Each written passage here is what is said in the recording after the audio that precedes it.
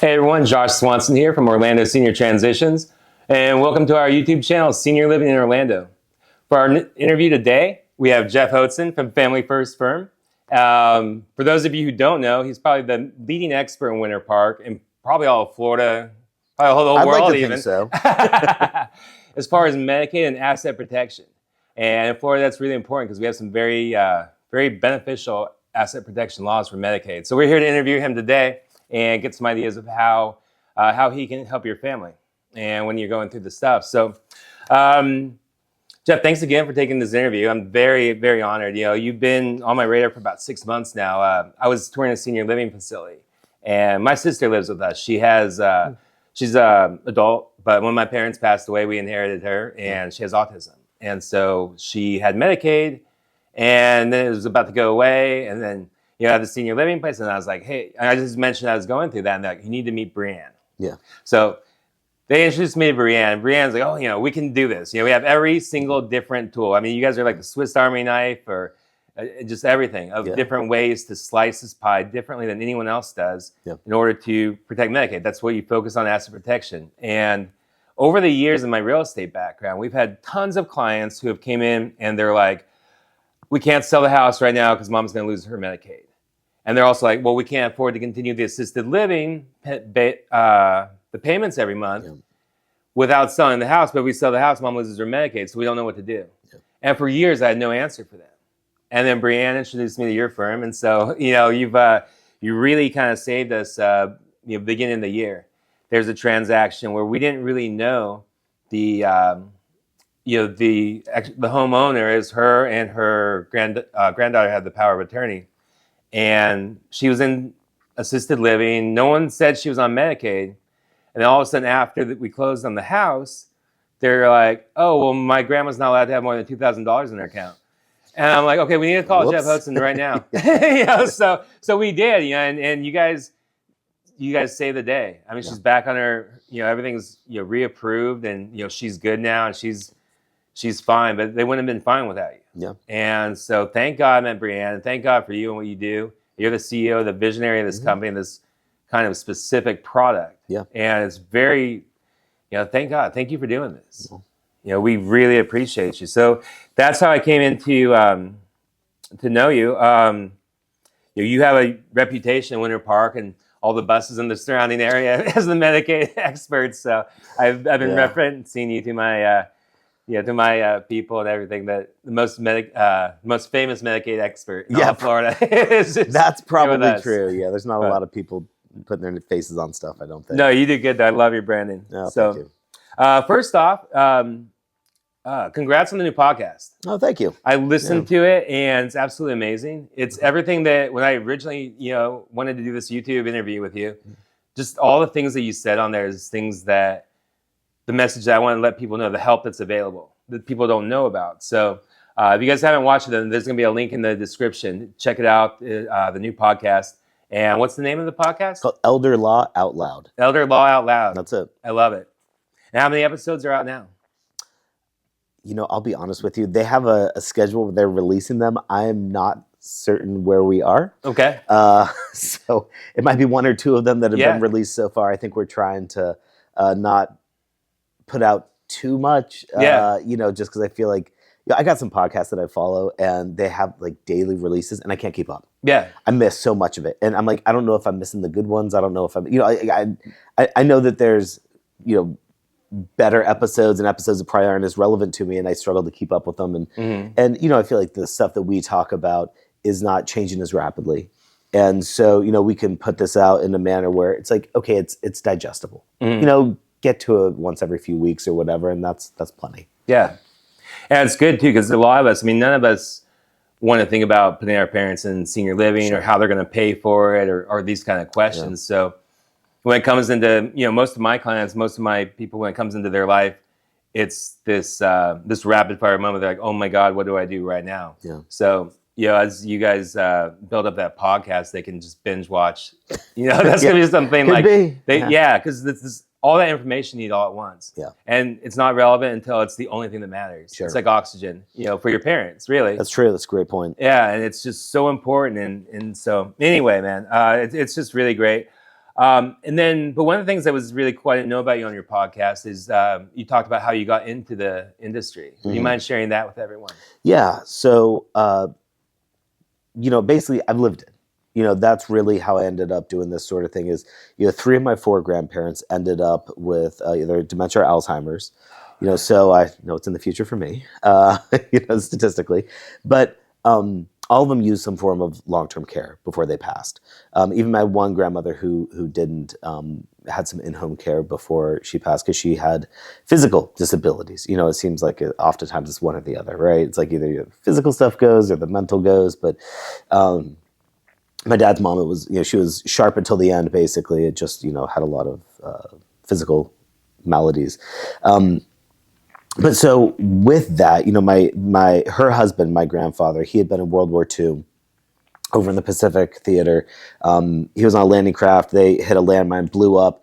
He ended up with a bunch of shrapnel in his leg. He was actually the only survivor of the people that were on it. So I'm really lucky to be here, obviously. Oh, wow. It was that close to, no Geoff. So ultimately, he ended up with a bunch of shrapnel in his leg that they could never get out. And they think that's why he got Alzheimer's really young. At like 55 years old, he started developing Alzheimer's. Now, most people that get Alzheimer's that young go pretty quickly. It's the younger you are, the quicker it goes sort of thing. But he lived over 20 years with Alzheimer's. And the vast majority of my memories are of him in a nursing facility. And everything around how to pay for that nursing facility, because, nursing facilities are expensive. Now they're $11,000 to $13,000 a month. Back then, though, it's still $6,000, $7,000 a month, but that was still a lot of money. And for my grandmother, who obviously was retired and, they didn't have any real income besides Social Security, and he had a small pension from a government job that he had worked. There was a lot of expense there. And there was a lot of real stressful conversations around how we're going to pay for this. I remember watching my parents and, talk with my aunt and uncle and my grandmother trying to figure out how they were going to make this work. That was the first exposure that I had to this. My grandmother, she went over there, she fed him all 3 meals every day. Like, she was over there spending most of her time in the facility. She got in a car accident on the way over there at one point, accidentally T-boned somebody. She blew a red light. She thought she was stopping. She didn't.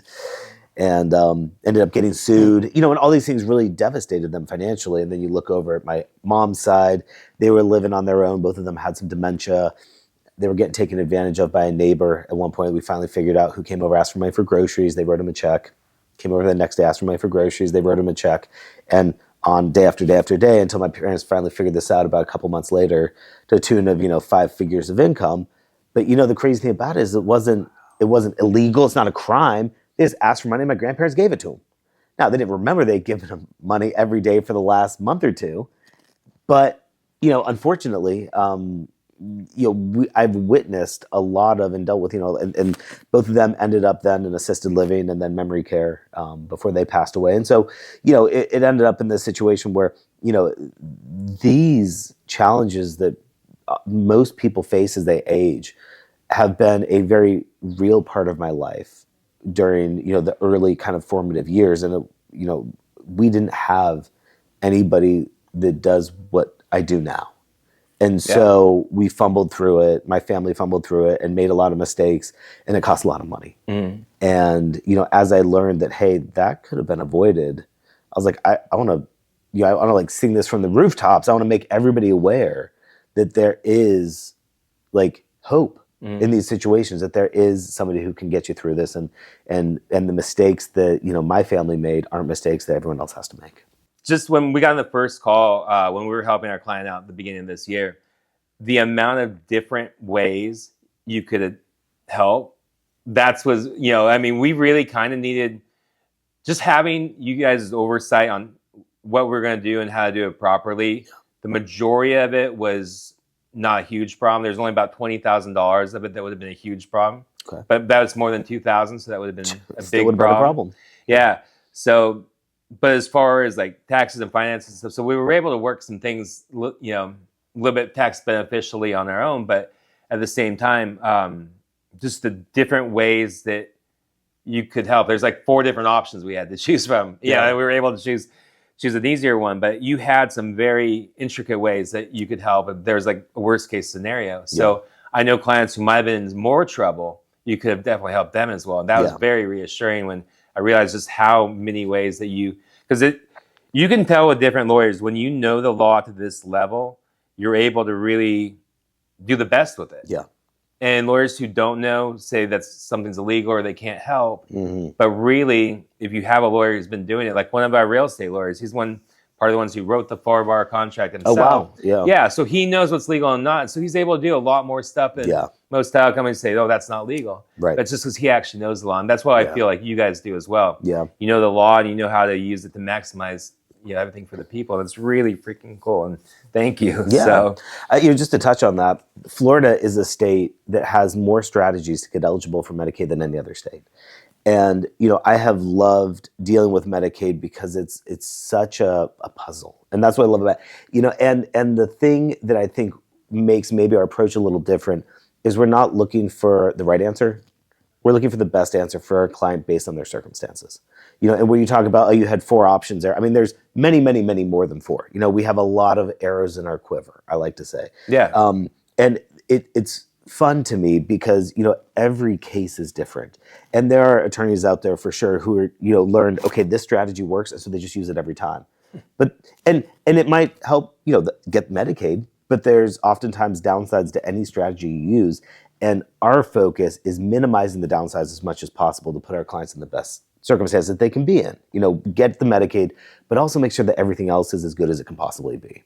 Absolutely. And so, that's one of the things I do feel like maybe sets us apart from some other people is, every new attorney that I've trained, I always say, I'm like, you're looking for the right answer. I'm like, what's going to get the Medicaid? I'm like, but what we need to be thinking about is what's the best answer for this person? What's going to put them in the best situation? Not just how do we get a Medicaid, but how do we get a Medicaid and make them, as good or better than they were before they came in here. And so I feel like I'm rambling, but no. that's kind of where, I'll say that I think we kind of offer a bit of a different service. Absolutely. Now, who comes to you most? Is it mostly the kids or the parents themselves? I'd say definitely the kids more often. Okay. Occasionally the spouses. Rarely the actual person who's needing Medicaid. Right. It's of course they're oftentimes homebound in a facility. Yeah. Not aware that they need help. Mm-hmm. That as well. So it's oftentimes the adult children. Who are coming in and saying, hey, things are either it's things are not looking right and we need help, or it's things have gone horribly wrong. They're in a facility and I'm looking at a maybe a $7,000 memory care bill, per month. And so those are the issues, that people are coming in to deal with. Absolutely. And so that's my exact client too. I'm looking to help the kids, just like when me and Patty had to Google senior living near me, for the first time to try to figure this out for my dad. And there's just so many options we didn't know what to do. That's how we came into this industry, to just hold people's hand. I lost my parents relatively young when I was 40, and I know most of my friends still had parents. I was like, I just got to help everyone through this. And like the jackals who came for the house and trying to get me to sell it, and literally laughing at us in front of my parents' house when they found out our asking price. Wow. And sure enough, we sold it for that price because I knew what I was doing in real estate. Right. But a lot of people don't. So that's kind of what got us to come and take up this fight. So I'm there for the adult kids as well. Now, what you said on the podcast was extremely interesting about in other words, if you have parents over the age of 65, there's a 70% chance, to 70, 75, so 70 is a low ball, that they're going to have to go into long-term assisted living at some point. They use some form of long-term care. It could be in home, it could be in assisted living, it could be in skilled nursing. But there's an almost 3 out of 4 chance that they're going to need that care. If you get to 65, the chances are really that high. Anyone who's watching this video right now, your parents are probably older than 65. So we're talking to 70 to 75% of you. This is going to be something that you're going to have to do. And if you have no idea what that's going to look like, you probably need to, start looking into this before it actually comes and hits you in the face like it did to me. And, to me, it happened during COVID too. So a lot of offices were closed. A lot of friends were quarantining and staying 6 feet away, and there just wasn't a lot of help. So I realized that I have to be here to help the people and get everyone, make sure everyone I know and love, and even everyone I can, everyone in our community, to get them somewhere safe. So this is going to happen to us. So let's talk about, a lot of people are are the situation. They think Medicare is going to pay for it. Right. Yeah, that's a real common one. What's the truth on that, though? Yeah, well, I mean, Medicare doesn't. They don't pay for long-term care. And, the only benefit that is kind of long-termy that they pay for, and I use that term, I'll say ironically, because it's rehabilitation. And rehab is oftentimes in a skilled nursing setting. And so people assume, oh, they're paying for the nursing home. They're not. They're paying for you to be there for 20 days. If you've been in a hospital for 3 consecutive overnights, you go out, you get discharged from a hospital. Maybe you had surgery, maybe there was something else, but you were admitted. You had 3 nights in a hospital. You go out to a rehab facility. They will pay for 20 days of rehab. And then if you still need to be there beyond the 20 days, from day 21 up to 100, they will pay for part of it, and you'll have a copay. That copay generally runs about $190 it could go up to like $220 depending on the facility per day. So it's still incredibly expensive. But that's just the out-of-pocket portion. Medicare is paying the difference. But that's all that Medicare pays for. There's no assisted living benefit, memory care benefit, in-home benefit, even skilled nursing, long-term stay. They don't pay for any of that. The only government benefits that pay for that are going to be the Medicaid program, or if you're a qualifying veteran, and there's a number of things we'd have to discuss that would make someone qualifying. There are some veterans benefits that can contribute to like assisted living or memory care or something like that. Gotcha. And now I know in most states, a lot of the stuff that we do, and a lot of people we talk to around the country, they're in a situation where it's either sell the family home, and then I don't know, how do you explain this too? Like, then you have to wait until you're like completely broke, and then get on Medicaid. So you have to like deplete all everything that you have before you're eligible for the Medicaid. So then you're in these Medicaid only homes that are, from what I hear, places that you don't want your parents per se, but it's definitely different in Florida. Yeah. So, I think that idea that, the Medicaid places are the dingy ones, or the state-run ones, or any of that sort of stuff. Exactly. That's what people think. That's right. And I think, if I had to guess, I think that's something that's just being put out there by financial advisors to sell long-term care insurance policies. I don't know. I will say I'm a licensed financial advisor, and I do deal with long-term care insurance, but I think, that it's kind of a scare tactic.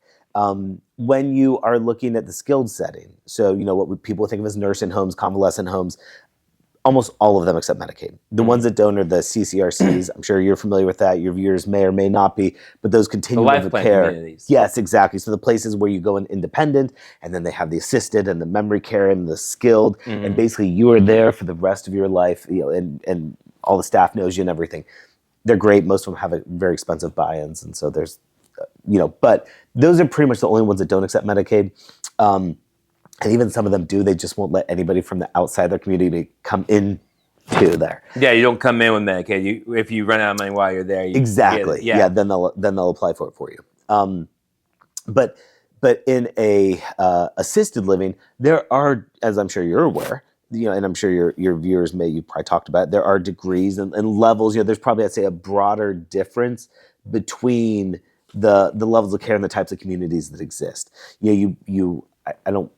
I don't want to disparage any, but you might say that maybe like a group home might be something that doesn't have like the facilities that maybe a more expensive type facility may have, and depending on what you're looking for. The group home. Right. But I'm thinking even for the nicer assisted livings, you have places where they're taking you on field trips to wineries and breweries, and they've got big what do you call them, like movie theaters and bingo and all that fun stuff. Yeah. And it's like a party, right? Big difference between assisted living and nursing home. Right. Huge difference. Nursing home is more you're in a bed. Yeah, I say think of nursing home as clinical. Yeah. Like you wouldn't expect to have a movie theater in a hospital. Exactly, close to the hospital. That's exactly what I was going to say. Mostly staffed by nurses and doctors. Like where in assisted living they don't necessarily have that higher level of care provided. But the point is though that that as you're probably aware, and you've probably mentioned before, maybe not every assisted living facility accepts Medicaid. Right. Where it's very common in skilled nursing, that's not as common in the assisted setting. And so, but there are some good ones that do. Absolutely. Yeah. And that's, I think, one of the most important things that people miss out on. Exactly. Yeah. There's some really good ones that do. There's even some really good ones in Winter Park that do. Yeah. So it's not going to be this low end, type of thing just because it's going to be Medicaid. here in Florida because we have all the special things. Absolutely. So one thing, and I've been trying to figure out for years exactly, is we talk about Medicaid, and sometimes I think the term is used interchangeably. Like there's different types. Yeah. They talk about the Medicaid waiver, and is that what we're talking about when we're talking about Medicaid paying for the assisted living or the nursing home? Is it the Medicaid waiver program? Yeah, Medicaid waiver is assisted or in-home. Okay. It also pays for adult daycare. Okay. So it's really those services. There's a different type of Medicaid. It's called ICP. It stands for Institutional Care Program. Okay. And that's for skilled nursing. Gotcha. So when someone is institutionalized, which I don't like the term because I normally think people think of like mental institutions, not a skilled nursing facility, right. But that's for that level of institution. The ICP program is for that. The waiver program is for every long-term care need outside of that. Gotcha. So, okay. Yeah. What's easier to get? I mean, so say people would come in and just say, hey, for example, I have, a lot of real estate clients potentially. We can't sell mom's house because, the whole Medicaid situation. Right. Are they looking for the Medicaid waiver program or the ICP? That's a great question because the eligibility standards for both are exactly the same. Oh. Yeah. And I'll just go quickly through what those are. You can't have more than $2,000 of countable assets. The reason I always emphasize countable is because that means there are assets that are not countable, right? So it doesn't mean you can only have $2,000 of assets because, a lot of the strategies we'll use will be turning a countable asset into a non-countable asset. That means this person can keep their money, but still get the Medicaid benefits. So that's pretty great. That's the asset level. Now, assets is the stuff you have. There's also an income limit. And obviously, income is the amount of money that comes in each month. That limit is different. I shouldn't say different. It changes every year. So right now, it's $2,901 dollars of gross monthly income. Now, the reason I emphasize gross monthly income is because things like Part B premiums that get automatically deducted out of someone's Social Security, that gets added back in to calculate this number. So people oftentimes wonder, well, hang on a second. If the asset limit is $2,000 and the income limit is $2,900, how does that work, right? That's more. And Medicaid recognizes that you may have more money coming in, but you have to spend it out. You have to spend it, yeah. So it comes in, but it has to go back out, in some way probably paying for your care. Yeah. And so that's how they kind of get around that particular issue of the income limit being higher than the asset limit. You did ask the question, which one's easier to get? ICP is because there's no weight line, I should say, associated with that. There can be a wait list or a kind of a delay in getting the waiver program. Gotcha. They do it. It's more of they use the term a wait list, but it's more of a triage list. Okay. Like if you go to the hospital because you broke your toe and you've been waiting there for an hour and someone comes in having a heart attack. Yeah. You're gonna wait for another hour. Yeah. They're taking that person first, unfortunately. Unfortunately for you, fortunately for that person, and if you're the person who's who's having a heart attack, but hopefully they take you first, right? Exactly. Yes, exactly. And gotcha. So, we work with our clients to try to get them called off that wait list quicker. And there's a whole variety of things that we coach our clients on. We don't ever coach anybody to lie, but there are things that you need to know because they actually do an assessment call to determine where in that triage list are they putting you. And sometimes you have people who are like, oh, she's doing really good today. And you're like, okay, well then we're putting her to the back of the line. And so I would say the worst that it's been, that's what you need to be explaining to that person because the diseases that we have as we age are degenerative. They never get better. They may plateau for a bit, but the trend is down. And so wherever that worst situation has been, at some point, unfortunately, that's going to be the peak. The lows get lower and the highs get lower too. And so being honest about that and the worst case situations that, things have been in tend to get you to that closer to the front of the line.